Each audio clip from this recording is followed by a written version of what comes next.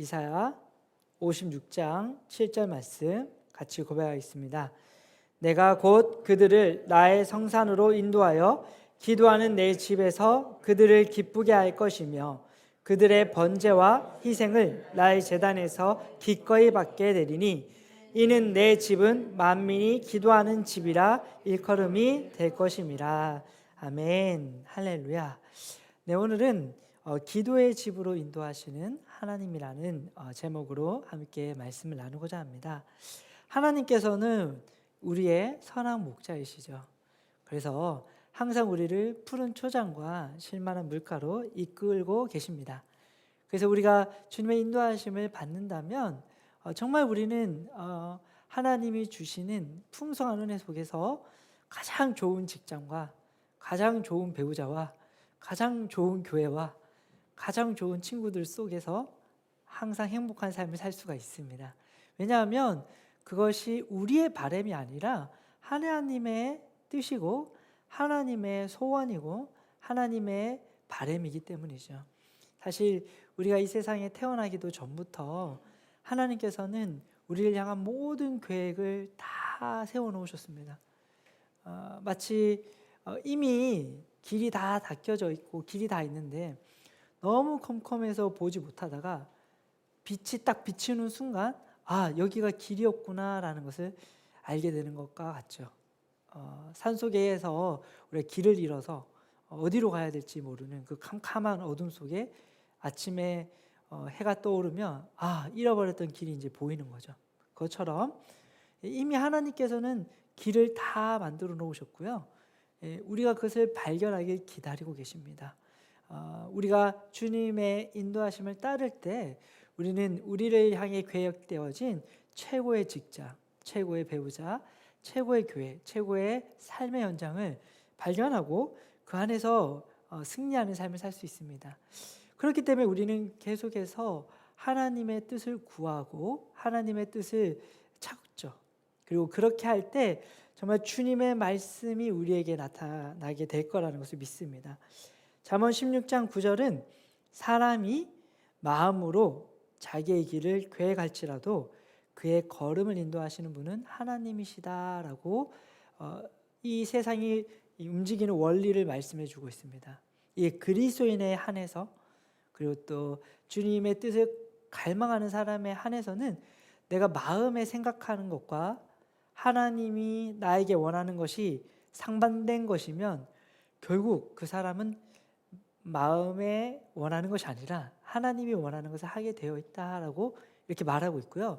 또 다른 말씀에는 그럴 때만이 우리가 정말 주님께서 원하시는 삶을 살 수 있다는 것이죠. 우리가 정말 하나님과 함께 동행하고 예배하고 주님과 교제하면 자연스럽게 우리의 삶은 정말 하나님께서 이끄시는 길로 가게 되어 있습니다. 그래서 성경은 이렇게 말하죠. 성숙한 하나님의 자녀들은 하나님의 영으로 인도함을 받을 수밖에 없다. 그래서 우리 모두가 성숙해지고 하나님의 영으로 인도받는 것이 정말 갈망이고 꿈입니다. 그래서 그리스도인들의 기도 제목 중에 제일 많은 기도 제목 중에 하나가 이거거든요. 하나님의 뜻을 알고 싶습니다. 어떤 직장을 가야 되는지 알고 싶습니다. 어떤 사람을 만나야 되는지 알고 싶습니다. 또 어느 곳에서 무엇을 해야 될지 알고 싶습니다. 항상 우리는 이 세상을 떠날 때까지도 항상 하나님의 영으로 인도받는 게 기도 제목이거든요. 그래서 오늘 또 우리가 하나님의 영으로 인도받는 것에 대한 주제를 나누고자 할 텐데요. 오늘은 기존과는 좀 다른 관점에서 우리가 하나님의 영으로 인도받는 원리를 한 가지 배워보고 싶습니다. 우리가 하나님의 영으로 인도함 받는다, 또 성령님의 인도를 받는다라고 이렇게 할 때 우리가 놓치면 안 되는 게 한 가지가 있습니다. 그게 뭐냐면 하나님의 영으로 인도받는 첫 번째 방법은 하나님께서 쓰신 말씀으로 인도받는 것이라는 것입니다. 우리 고백할까요? 말씀으로 인도받는 것이 첫 번째 하나님의 뜻입니다. 아멘. 할렐루야. 성령님께서는 말씀하시는 분이시고 가르쳐 주시는 분이신데요. 이 성령님께서 기록하신 기록이 바로 성경입니다. 그래서 성경은 하나님의 말씀이고 이 하나님의 말씀은 성령님과 절대 다른 뜻일 수가 없죠. 그래서 우리가 성경을 잘 따라야 하나님의 영께서 인도하시는 것도 잘 받을 수 있습니다. 그래서 이런 관점에서 보면요, 성령 인도는 크게 두 가지로 나눌 수가 있습니다. 하나는 성경에 기록되어진 성령 인도가 있고요. 또 반대편에는 성경에 기록되어져 있지 않은 성령 인도가 있습니다. 그래서 이것을 예로 들어보자면 예수님을 믿는 게 하나님의 뜻일까요? 아닐까요? 그건 당연히 예수님을 믿는 게 하나님의 뜻입니다. 왜냐하면 성경에 모든 사람이 예수님을 믿는 것을 하나님은 원하신다라고 말하고 있죠. 그래서 우리가 이렇게 기도할 필요가 없어요. 하나님, 저기 살인자가 있는데요, 저 살인자가 예수님을 믿기를 원하세요? 안 믿기를 원하세요? 북한에 어떤 지도자가 있는데 그 지도자가 예수님을 믿는 걸 원하세요? 안 원하세요? 하나님은 믿기를 원하신다는 거죠. 그리고 그것은 우리가 물어볼 필요가 없습니다. 왜냐하면 성경에 모든 사람이라고 되어 있죠. 또 하나 예를 들어보자면 우리가 배우자를 놓고 기도할 때 성경은 분명히 이렇게 말하죠. 불신자와 멍에를 매지 말아라. 불신자와 결혼하지 말아라. 이렇게 말하죠. 그럼 당연히 불신자를 놓고는 결혼의 여부를 기도하면 안 됩니다. 물론 내가 전도하고 난 다음에는 기도해도 됩니다. 그건 상관없어요. 뭐 이성 교제도 가급적 안 하면 좋지만 그래도 이성 교제 정도는 뭐 건강하게 건전하게 하면 괜찮을 수도 있죠. 근데 그 사람이 예수님을 믿게끔 하는 게 좋습니다. 물론 그렇지 않은 경우도 있죠. 그렇지 않은 경우는 결혼하고서라도 믿게끔 하면 좋죠. 그러나 분명한 것은 하나님의 뜻은 이겁니다. 불신자와는 결혼하지 말아라. 이렇게 말했죠. 우리가 연약해서 할 수도 있습니다. 그리고 또 하면 주님께서 또 거기서부터 새롭게 시작은 하십니다만 우리가 하나님의 뜻을 구하는 기도를 할 필요는 없어요. 하나님께서는 그 사람이 예수님을 믿을 때까지 기다려라 라고 말하거나 아니면 그 사람은 아니다 라고 말할 거예요. 그래서 우리가 이처럼 성경에 분명하게 기록되어진 것부터 잘 인도받고 그리고 성경에 기록되어져 있지 않은 것을 인도받는 게 중요한데요.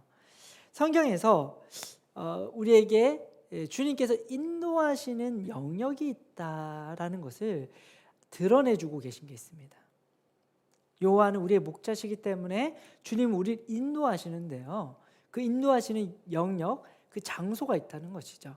몇 가지가 있는데 그중에 오늘 두 가지만 알아보자면 첫 번째로는 주님께서는 우리를 푸른 풀밭과 쉴만한 물가로 인도하십니다. 우리가 익히 잘 알고 있는 시편 23편 1절에서 2절 말씀이죠. 주님께서는 결코 우리를 고통 가운데로 인도하지 않으세요. 우리를 가난 가운데로 인도하지 않으세요. 우리를 궁핍 가운데로 인도하지 않으세요. 주님은 항상 우리에게 푸른 풀밭과 쉴만한 물가로 인도하십니다. 그런데 그 인도하시는 그 과정 가운데 사망의 음침한 골짜기를 지날 때도 있기는 해요. 그러나 결국 도착 지점은 결국에는 푸른 풀밭과 쉴만한 물가라는 것이죠. 성경은 계속해서 하나님이 이런 분이시라는 것을 알려주고 있습니다. 특별히 신명기 5장에 보면요, 하나님께서 이스라엘 백성들에게 아주 극적으로 나타나십니다. 아주 극적으로 나타나셔가지고 하나님께서 친히 그들에게 계명을 주시는데 그게 그 유명한 십계명입니다. 근데 이 십계명을 주면서 하나님께서 자신을 나타내세요.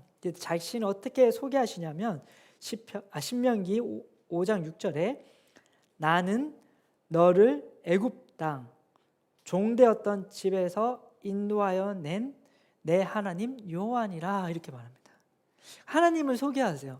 하나님은 이런 분이세요. 종된 사람들을 인도하여 자유의 나라로, 자유의 땅으로 보내주시는, 인도하시는 하나님이라는 거죠. 하나님은 애굽에서 가나안 땅으로, 젖과 꿀이 흐르는 땅으로 이스라엘 백성들을 인도해 내셨고요, 자신을 그런 하나님이라고 말했습니다. 그러므로 우리는 이것을 알 수 있습니다. 우리가 가난한 것이 하나님의 뜻이 아니라는 것을요, 우리가 질병 속에 사는 것이 하나님의 뜻이 아니라는 것을요, 우리가 미움과 다툼 가운데 사는 것이 하나님의 뜻이 아니라는 것을요, 우리가 억압받고 또 종노릇하는 가운데 사는 것이 하나님의 뜻이 아니라는 것을 알 수 있습니다. 하나님은 우리를 질병에서 건강으로, 가난에서 부유로, 종에서 자유인으로 그렇게 인도하십니다. 그래서 이것에 대해서 우리가 기도할 필요가 없어요. 하나님, 만약에 하나님의 뜻이면 저의 질병을 고쳐주세요라고 기도할 필요가 없어요. 하나님은 절대적으로 그렇게 기도하는 걸 원하지 않으십니다. 성경에 분명히 말했어요. 그런 거는 기도하지 마라. 너를 이미 고쳤다. 주님, 만약에 하나님의 뜻이면 저를 좀 부유하게 해주십시오. 만약에 하나님 뜻이 아니면 전 가난해도 좋지만 하나님 뜻이면 저를 좀 부유하게 해줄 수 있겠습니까? 라고 저도 기도했었습니다. 그런데 그렇게 기도할 필요가 없어요. 그건 신령한 기도가도 아니고요, 성령 인도를 받는 기도도 아니에요. 그거는 무지한 겁니다. 성경을 잘 몰라서 잘못된 인도를 구하는 거죠. 하나님께서는 말씀하셨습니다. 내가 가난해진 이유는 너를 부유하게 하기 위해서야. 그리고 난 이미 2000년 전에 가난을 경험했어. 너는 부유하면 돼. 그것을 놓고는 인도를 받지 말아라. 이렇게 말하죠. 이겁니다. 성경에서 예수 그리스도의 속량을 통해서 우리에게 주신 그 영역은 우리가 더 이상 인도받을 필요가 없어요. 항상 주님께서는 우리를 푸른 풀밭과 실마로 물가로 인도하시는 줄 믿습니다. 아멘. 할렐루야. 두 번째로 하나님께서 우리에게 분명하게 말씀하신 게 있습니다. 나는 너희를 이곳으로 인도한다. 네, 오늘 본문 말씀 이사야 56장 7절에서 알려주고 있는데요, 다시 한번 읽어보겠습니다. 내가 곧 그들을 나의 성산으로 인도하여 기도하는 내 집으로 그들을 기쁘게 할 것이며 그들의 번제와 희생을 나의 제단에서 기꺼이 받게 되리니 이는 내 집은 만민이 기도하는 집이라 일컬음이 될 것임이라. 아멘. 할렐루야. 오늘 말씀을 보면요, 주님께서 이끄시는 두 번째 인도가 있습니다. 그것이 무엇이죠?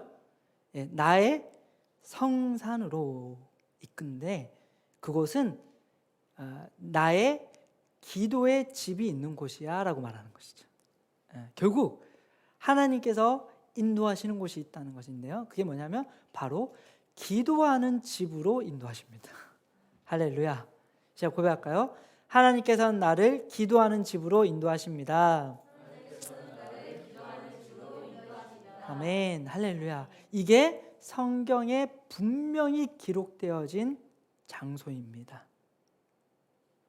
우리는 주님께서 우리를 푸른 풀밭과 쉴만한 물가로 인도하신다는 것을 알고 정말 기뻐합니다. 정말 그것이 행복하죠. 할렐루야. 그런데 주님께서 그곳으로만 인도하진 않으시네요. 주님께서 인도하시는 또 장소가 있어요. 그게 뭐냐면 기도하는 집이에요. 이 집에 들어가면, 이 장소에 들어가면 기도를 하게 되어 있어요. 또 기도를 하려면 여기를 가야 돼요. 그런데 주님께서 이 장소를 고통의 장소가 아니라 기쁨의 장소다라고 말하고 있네요. 우리가 이것을 집중해 보고자 합니다. 할렐루야. 주님 찬양합니다.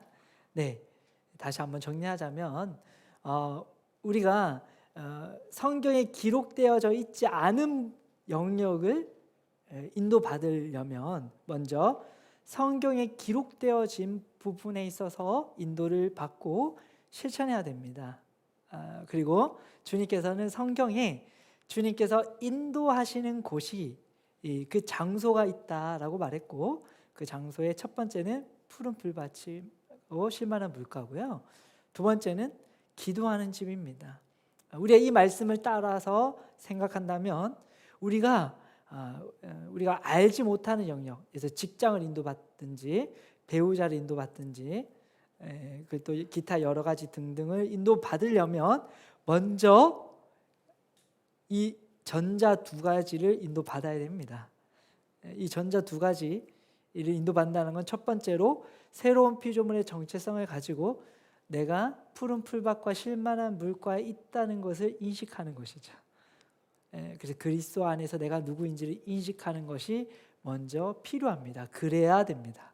두 번째는 뭐냐면 내가 기도의 집으로 인도받아야 된다는 거죠.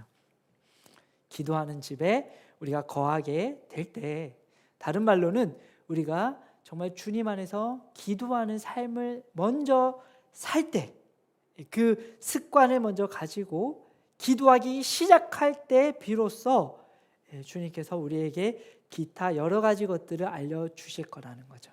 우리가 기도하는 집 안에 거하지 않는다면, 기도하는 집에 들어가지 않는다면 내가 아무리 무언가를 듣고 싶고 무언가를 알고 싶고 발견하고 싶어도 결국에는 발견하지 못하게 되어 있다는 거죠. 그렇습니다. 우리는 기도하는 집에 들어가야 됩니다. 할렐루야.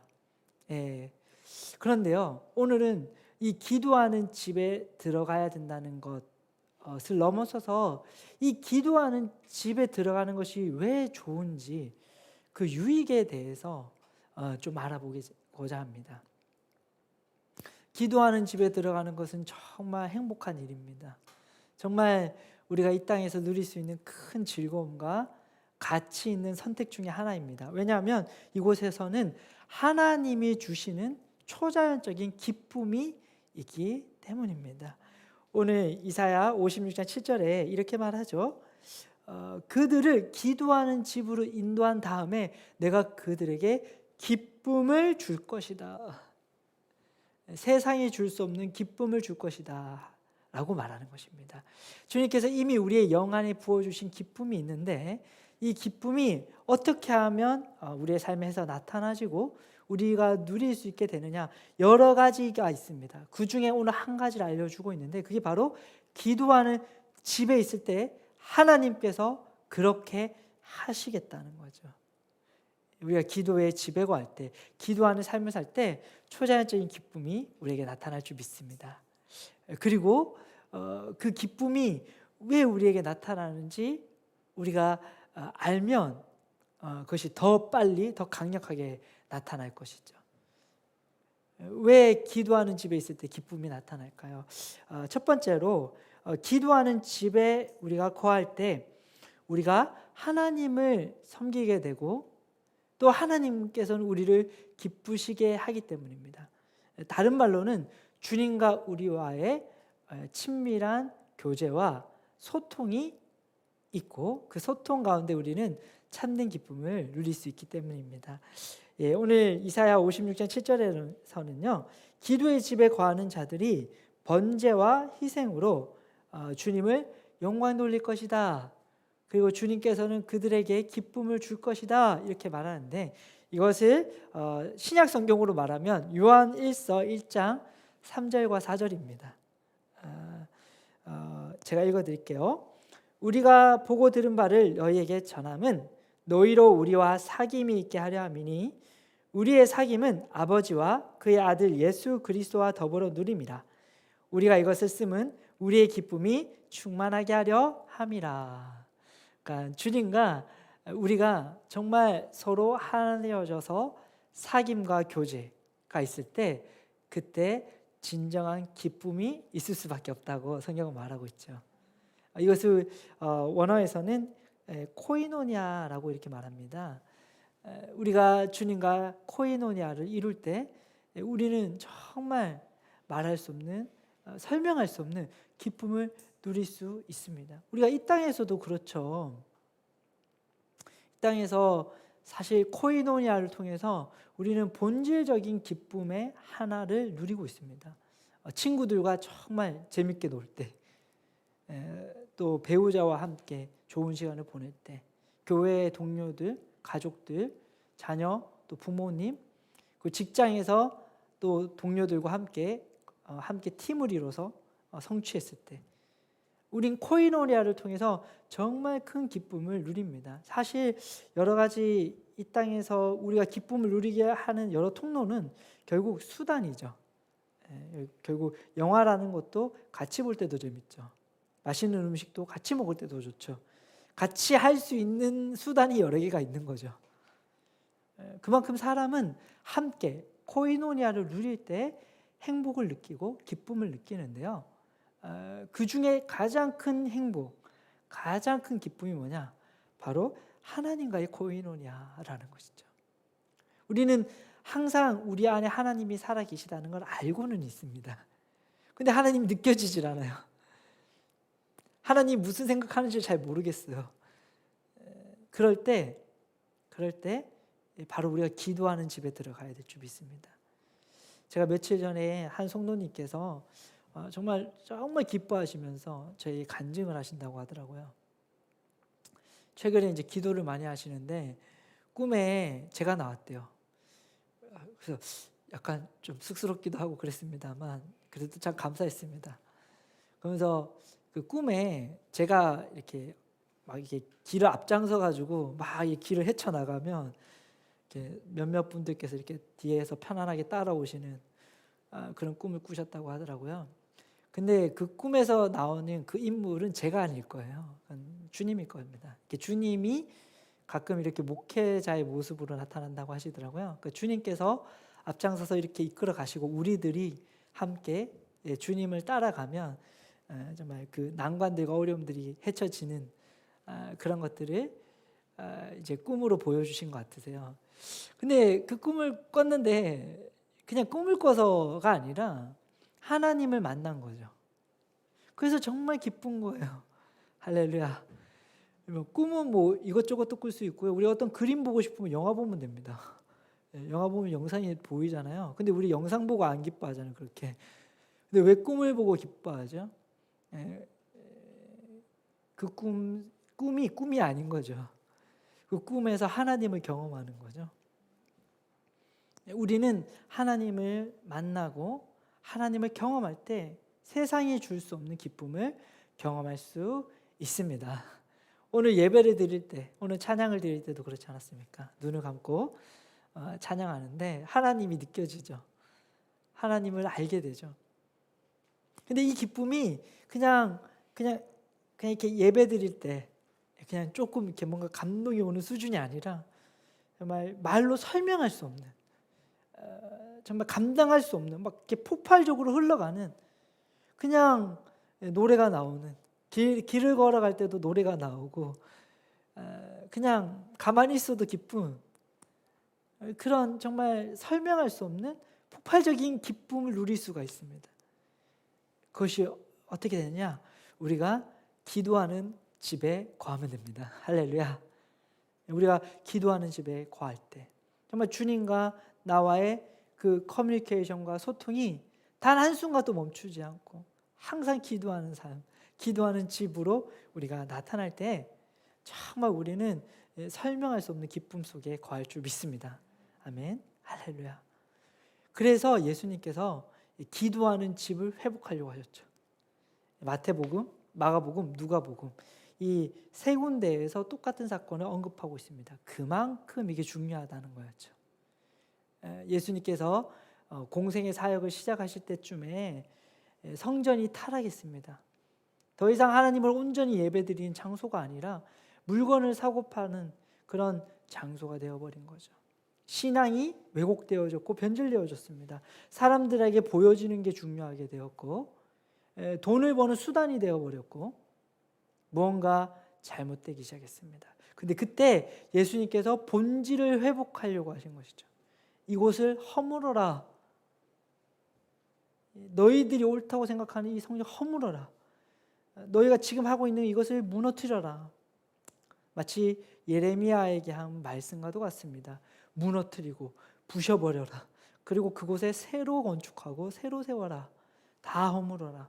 잘못된 종교, 잘못된 관습, 잘못된 습관과 문화를 부셔버리고 그곳에 기도하는 집을 세워라 라고 말씀하셨습니다. 그렇죠? 우리가 정말 주님과 함께 동행하며 기뻐하고 정말 행복하게 사는 비결은 단순한 데 있습니다. 잘못되어진 것들을 무너져 버리십시오. 무너뜨려 버리십시오. 부셔버리고 그곳에 기도의 집을, 정말 주님께서 원하셨던 진정한 성전을 건축하는 것입니다. 바로 우리가 기도하는 집이 될 때 정말 하나님이 원하시는 거룩한 성전이 우리의 삶에서 온전히 건축되어지고 그때 우리 안에 기쁨이 넘쳐오를 줄 믿습니다. 할렐루야. 아멘. 그러므로 정말 기쁨을 누리기 원하신다면, 정말 내가 행복하고 싶다면, 내가 즐거운 인생을 살고 싶다면 결단하는 것이죠. 내가 기도의 집으로 들어가겠다라고 결단하시기를 축복합니다. 두 번째, 우리가 정말 주님의 집, 그 기도하는 집에 갈 때 기뻐할 수 있는 이유가 있습니다. 그게 뭐냐면요, 주님께서 우리를 인도하시긴 하는데 우리가 할 수 있는 것을 하라고 하시기 때문입니다. 할렐루야. 주님과 대화를 나누고 주님과 교제할 때 주님의 생각을 알게 되고 주님께서 우리에게 지시하는 게 있습니다. 그게 코이노니아의 열매인데요. 근데 정말 감사한 것은 하나님은 절대 우리가 하지 못하는 것을 하라고 하지 않으세요. 사람이 언제 스트레스를 받을까요? 언제 기쁨을 잃어버릴까요? 여러분 아시나요? 정말 해맑은 초등학생들이 정말 신나게 놀다가 언제 기쁨을 잃어버리죠? 할렐루야. 내가 할 수 없는 역량의 공부를 시켜버려요. 그리고 그때부터 갑자기 스트레스가 옵니다. 저도 이렇게 목회를 재밌게 하는데 제가 갑자기 스트레스를 받을 수 있어요. 제가 할 수 없는 수준의 사역을 하라고 하면. 하나님은 절대로 우리가 스트레스를 받을 만한 일을 시키지 않습니다. 하나님께서 우리에게 하라고 하면요, 할 수 있어서 하라고 하는 거예요. 할렐루야. 전도서 3장 1절에서 8절을 보면 이걸 잘 말해요. 범사에 기한이 있고 천하 만사가 다 때가 있나니, 그러면서 쭉 이어서 날 때가 있고 죽을 때가 있고 울 때가 있고 웃을 때가 있고 쭉 이렇게 설명합니다. 그러니까 모든 것은 때가 있다는 거죠. 하나님께서 우리를 보실 때요, 하나님은 우리를 때를 따라서 인도하십니다. 우리가 5살일 때는 5살에 맞게, 10살일 때는 10살에 맞게, 영적으로도 마찬가지예요. 그러니까 우리가 정말 하나님의 그 기도하는 집을 두려워할 필요가 없어요. 하나님께서 우리에게 절대로 꼰대처럼 하지 않으세요. 하나님 우리에게 정말 다정하고 인격적으로, 정말 신사적으로 부드럽게 내가 할 수 있는 만큼 나에게 지시하시고 그것도 할 수 있게끔 지원하십니다. 그러면 우리가 하나님의 집에 갈 때는 기쁨만이 가득할 수 있는 것이죠. 할렐루야. 참 이런 걸 보면 정말 하나님을 우리가 이해해야 되겠다는 생각이 들어요. 그리고 이런 하나님을 볼 때마다 우리의 신앙이 좀 달라져야 되겠다는 생각을 하고 있습니다. 제가 어제 또 한 청년과 교제하면서 얘기 나눴는데요. 저는 이 주제에 대해서 최근에 좀 인사이트가 하나 있었어요. 그게 뭐냐면 제사 문제예요. 여러분도 어떠실지 모르겠습니다. 제가 좀 이렇게 질문하고 싶어요. 요즘 청년들은 혹시 이렇게 친구들하고 교제를 할 때 내지는 불신자들에게 복음을 전할 때 제사를 드려야 되나요? 안 드려야 되나요? 라는 질문을 받는지 모르겠어요. 근데 저는 20대 때 이 질문을 꼭 받았습니다. 꼭 받았어요. 제가 학교에서 첫 번째 학교에서 근무를 할 때였습니다. 아산성심학교였는데요. 그때 이제 학생들하고 같이 소풍에 갔어요. 그래서 이제 그 버스 안에서 이동을 하는데 한 선생님이 계셨어요.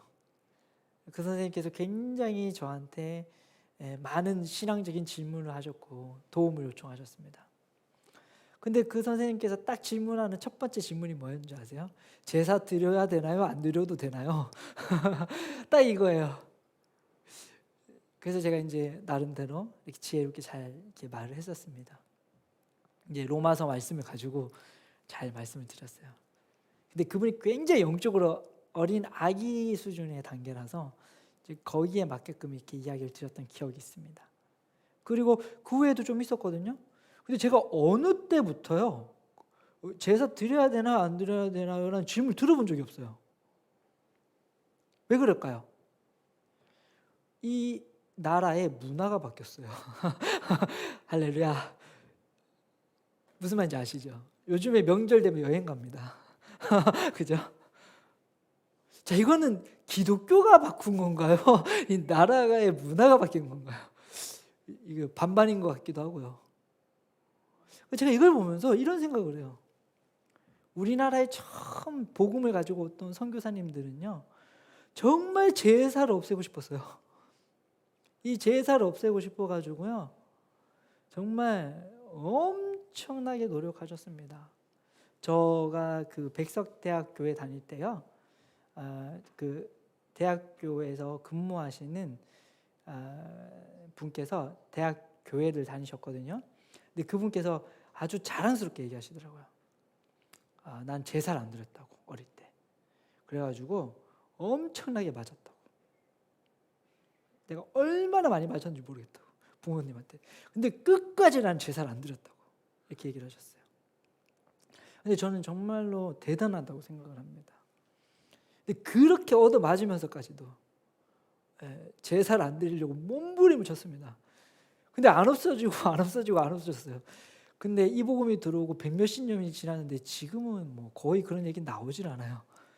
제가 봤을 때 이대로 10년에서 30년이 더 지나면 거의 안 할 것 같아요. 아주 소수의 사람만 제사를 하겠죠. 이거 보면 좀 여러분 인사이트가 있지 않습니까? 참, 그죠? 왜 자연 만물을 보면서도 배우잖아요. 저 폭포를 멈추고 싶어. 폭포를 멈추고 싶어. 뭐 여러 가지 뭐 생각들 하는데 시간이 지나면 되는 것들이 있다는 거 아시죠? 나 빨리 어른이 되고 싶어. 빨리 어른이 되고 싶어. 빨리 어른이 되고 싶어. 20년 지나야 되죠. 참 이런 걸 보면요, 이 말씀이 정말 이해되지 않으세요? 범사에 기한이 있고 천하 만사에 다 때가 있다. 정말 이거 이해되지 않으세요? 저는 나이가 들수록 이게 조금 와닿아요. 어릴 때는 이 말씀이 안 와닿았어요. 뭐든지 금방금방 다 된다라고 믿었어요. 특히 영적인 건 더더군다나 그렇게 될 거라고 생각을 했어요. 근데 아니에요. 그렇지 않고요. 그때는 제가 뭔가 쫓기면서 살았던 것 같아요. 근데 아니에요. 하나님이 그런 분이 아니시라는 것을 알게 되었어요. 그래서 요즘에는 하나님과 교제하는 게 참 행복합니다. 부담이 없어요. 하나님께서 갑자기 저한테 뭐 아프리카 선교 가라고 안 하세요. 그럴 일이 없으세요.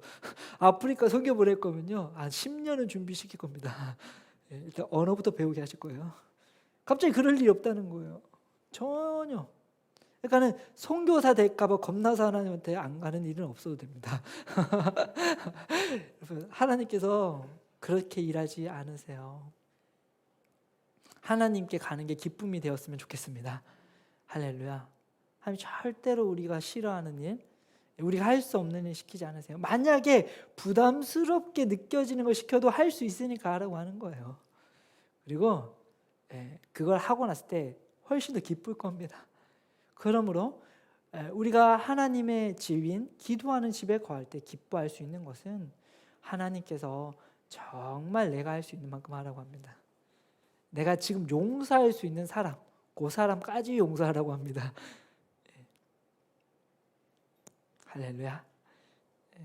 내가 지금 복음 전해서 믿을 수 있는 사람, 그 사람한테 전하라고 합니다. 그렇다는 거죠. 그래서 우리가 하나님 앞에 나아가는 것을 두려워할 필요가 없어요. 부담스러워할 필요가 없어요. 막 거룩하고 막 신비롭고 전능하시고 막 나를 막 눈동자같이 지켜보시면서 내가 뭐 잘못하나 안 하나 잘못하나 안 하나 그렇게 감시하시는 그런 분이 아니세요.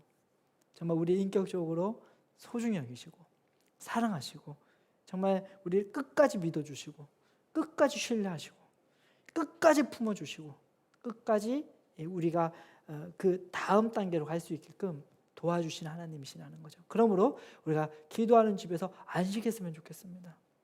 기뻐했으면 좋겠습니다. 하나님보다 우리를 더 사랑하는 분은 이 세상에 존재하지 않아요. 하나님만큼 우리에게 우리가 할 수 있는 것만 시키는 사람은 없어요. 어떤 직장이든 가보십시오. 하나님 같은 분이 없어요. 우리가 하나님 안에서 자유를 누리고 기쁨을 누리면 우리도 그렇게 돼요. 우리도 남편과 아내한테 과도한 걸 요구하지 않을 거예요. 우리도 자녀들한테 과도한 거 요구하지 않습니다. 교회도요. 아무리 우리가 교회 성도지만 우리 다 성장하고 있잖아요. 서로 실수할 수 있잖아요. 과도하게 요구하지 않겠죠. 이해해주고 기다려주고 품어주고 우리가 아버지의 인격을 담게 되는데 그것이 바로 주님 안에 거할 때 기도하는 삶을 살 때 우리에게 주어질 줄 믿습니다. 아멘 할렐루야. 그리고 주님께서는 우리에게 우리의 시기에 맞출 뿐만 아니라 우리의 영역에도 맞춰주신다는 거죠. 가장 잘할 수 있는 거, 가장 탁월하게 할 수 있는 거, 가장 나답게 살 수 있는 그 영역을 가르쳐 주시죠. 그러니까 우리는 기뻐할 수 있습니다. 할렐루야. 세 번째로 우리가 하나님의 집인 기도하는 집에서 기쁨을 누리고 기쁨을 발견할 수 있는 이유가 있습니다. 그것은 뭐냐면 기도하는 집의 주인이신 하나님은 전능하신 하나님이고 이 집 안에서는 불가능이 없다는 것이죠. 우리가 기도하는 집 안에 거할 때 우리에게 불가능이란 단어는 사라질 것입니다. 하나님께서 내게 시킨 그 일을 하는 데 있어서 우리는 부족함이 없고 불가능이 없습니다. 내게 능력 주신 자에서 우리는 모든 것을 할 수 있기 때문입니다. 이사야 55장 9절은 이렇게 말합니다. 이는 하늘이 땅보다 높음 같이 내 길은 너희 길보다 높으며 내 생각은 너희 생각보다 높음이라. 그러니까 우리가 기도하는 집에 들어갈 때는요, 우리 생각으로는 이게 될까? 이게 해결될 수 있을까? 그렇게 할 수 있죠. 기도하는 집에 들어가 보십시오. 됩니다. 됩니다. 제가 이제 최근에 어떤 청년이 저희 교회 청년은 아니지만 뭔가 창작을 하는데 고통이 있다고 들었어요. 기도하는 집에 들어가면 됩니다. 기도하면 됩니다. 우리가 인생에서 뭐가 막히죠? 기도하면 됩니다. 나는 생각을 못해요. 나는 모르겠어요. 하나님은 아세요. 하나님이 해답입니다. 전능하시거든요. 그러면 우리 생각보다 높으세요. 그러면 우리의 이성을 초월하십니다. 우리의 이성이 감당이 안 될 정도로 위대하시죠. 기도하면 됩니다. 그때 하나님께서 한 단어를 주세요. 한 문장을 주세요. 그 단어를 말해내면 돼요. 그 문장을 말해내면 돼요. 그러면 그때부터 꼬리에 꼬리를 물고 예언처럼 따라 나와요. 아이디어가 막 샘솟습니다. 저는 설교를 준비하면서 수도 없이 이걸 경험합니다. 오늘 설교만 해도요. 저는 태어나서 제가 처음 들어본 말이에요. 하나님께서 인도하는 집이 있고 영역이 있구나. 그게 기도하는 집이구나. 이런 말은 제가 태어나서 처음 들어봤습니다. 모르겠어요. 다른 분이 했을 수도 있는데 저는 제가 처음 들어봤어요. 근데 이게 그냥 나와요. 제가 똑똑해서 그런 게 아니라 그냥 기도하니까 나와요. 그러네? 이렇게 돼요. 저는 설교에 있어서 그걸 조금씩이지만 경험하거든요. 근데 제가 이게 10년 후면 더욱 큰 걸 응답받을 것 같아요. 여러분들은 어떠십니까? 여러분들도 받을 수 있습니다. 어떤 직장에 가야 될지, 어떻게 글을 써야 될지, 어떻게 작곡을 해야 될지, 어떻게 공연을 준비해야 될지, 어떻게 사업 아이템을 준비해야 될지, 어떤 식으로 공부해야 될지, 어떻게 교제해야 될지 하나님은 다 아세요. 하나님은 해답이 있어요. 그러므로 해답이 없다라고 말하면 안 돼요. 해답은 있어요. 어디예요? 기도하는 집에 있습니다. 그 집에 들어가면 됩니다. 그 집 안에 거하면 됩니다. 그러면 하나님의 높은 생각을 우리가 받을 수 있어요. 하나님의 넓은 생각을 우리가 받을 수 있어요. 하나님의 깊은 생각을 우리가 받을 수 있어요. 할렐루야. 요한복음 15장 7절 말씀이 당연한 것입니다. 너희가 내 안에 거하고 내 말이 너희 안에 거하면 무엇이든지 원하는 대로 구하라. 그래야하면 이루리라. 주님께서 아주 단호하게 말씀하십니다. 기도하는 집에 들어와라. 그러면 너가 원하는 게 무엇이든 그것이 현실이 되게끔, 실제가 되게끔 그렇게 내가 일할 것이고 또 만물이 그렇게 일할 것이다. 내 안에 거해라. 주님께서는 자신의 뜻을 분명히 알려주셨습니다. 할렐루야. 주님을 찬양합니다. 네, 아마 성도님들께서 지금 각자 영역에서 지금 필요한 인도가 있으실 것 같습니다. 그 누구든지요. 저도 있고요. 저는 매주 있습니다. 어떤 설교를 해야 되나 매주 받아야 돼요. 여러분들도 그러시죠? 직장에서 매일 새로운 업무가 있지 않습니까? 그리고 또 새로운 방식으로 일해야 되고 새로운 사람을 만나야 되죠. 만약에 우리가 인도를 받지 않는 삶을 살면 그거는 게으른 삶이라고도 할 수 있어요. 일을 해도요, 똑같이 일하면 안 됩니다. 내가 영업사원이면 어디를 방문할지, 어떻게 말할지 인도 받아야 됩니다. 내가 월급을 받는 사람이더라도요, 인도 받아야 됩니다. 직장의 직업에서도 인도 받아야 될 뿐 아니라 어떤 사람에게 선의를 베풀까, 어떤 사람에게 복음을 전할까도 인도 받아야 됩니다. 우리는 항상 인도 받아야 됩니다. 그런데 그런 인도들이 대부분 성경에 안 나와요. 어떻게 일해라 성경에 안 나옵니다. 누구를 만나라 성경에 안 나옵니다. 이거 설교해라 성경에 안 나옵니다. 이 옷 입어라 성경에 안 나옵니다. 이 주식에 투자해라 성경에 안 나옵니다. 이 집을 사라 안 나오죠. 그러니까 우리는 99.9% 성경에 안 나오는 걸 인도받아야 됩니다. 그런데요, 이 99.9%는 0.1%가 좌우합니다. 0.1% 인도. 그것은 확실하게 하라고 한 인도가 있습니다. 오늘 두 가지를 나눴죠. 바로 그리스도 안에서 자신이 누구인지 그 정체성을 확실하게 하라. 푸른 풀밭과 실만한 물가로 주님께서 인도하신다는 것을 인식해라. 두 번째는 기도하는 집안에 거해라. 그것입니다. 이렇게 주님께서 우리에게 확실하게 알려주신 하나님의 뜻 안에 우리가 거하고 그 인도하심에 순종할 때 주님께서 나머지 99.9% 우리가 성경에 기록되어져 있지 않은 영역의 인도함이 우리의 삶에 나타나게끔 그렇게 주님께서 새 일을 행하실 줄 믿습니다. 아멘. 할렐루야. 주님께서 우리에게 인도하기를 원하시고 계시고요. 우리보다 더 원하세요. 우리가 결단했으면 좋겠습니다. 이번 한 주간 푸른 풀밭과 쉴만한 물가로 그리고 또 기도하는 집으로 인도하시는 그 주님의 확실한 뜻 안에 거하여 말씀과 기도로 한 주간을 충분히 보내십시오. 그러면 나머지 모든 것들이 자연스럽게 인도되어질 줄 믿습니다. 아멘. 이제 우리 주님께서 주신 감동이 있을 텐데요. 감동을 따라 함께 기도하는 시간 가지겠습니다.